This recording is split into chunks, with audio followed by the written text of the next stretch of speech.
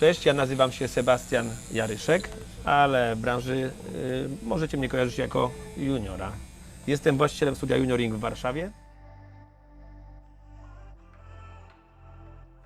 Jak widać na załączonym obrazku, nie ograniczam swojej pracy tylko do maszynki rotacyjnej. Cały czas tatuuję maszynkami cewkowymi i no, jeżeli miałbym powiedzieć o tym, co dla mnie jest numerem 1 do konturu, to zdecydowanie będzie to maszyna cewkowa, chociaż kartridżami też fajnie można sobie tutaj ogarnąć temat. Nie używam zbyt rozległej palety, jeżeli chodzi o igły, jeżeli chodzi o zestawy. Jako że preferuję gruby kontur, to moje ukochane igły to jest 7RL i 11RS w takim oto zestawie, oczywiście od Quadronu.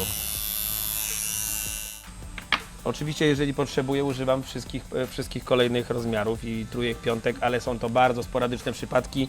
7 i 11 wyczerpują moje zapotrzebowanie na kontur i na detal, a jeżeli chodzi o Magnum, to 11, 17 i 23 to są takie moje standardy, których używam do pracy. Oczywiście wszystko 0,35, nie potrzebuję cieniutkich igiełek, to nie są delikatne muśnięcia i jakieś smaczki, raczej gruby kontur, porządne wypełnienie i do tego lubię konkret.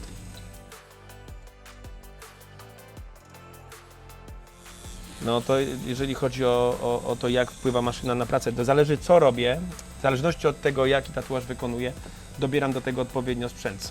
Są rzeczy, przy których cewka dla mnie jest niezastąpiona, natomiast jeżeli mam położyć solidną blachę porządnie, kolor ma być wbity tak jak trzeba, no to oczywiście maszynka rotacyjna no jest tutaj niezastąpiona, natomiast jeżeli chodzi o zabawę, o cieniowanie, o troszeczkę nawet stylizowanie konturów, no to zdecydowanie maszyna cewkowa i to się jeszcze długo nie zmieni.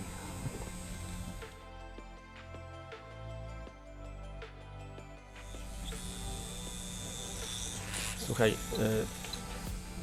praca na igłach czy na kartridżach, jak już wspomniałem wcześniej, zależy od tego, do czego potrzebujemy danego zestawu.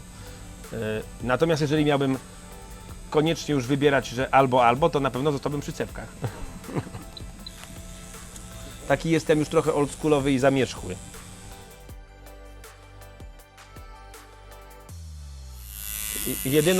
Jedyną poradę, jaką mogę tutaj z siebie wyprodukować, jeżeli chodzi o młodych tatuażystów, to no, nie należy się ograniczać.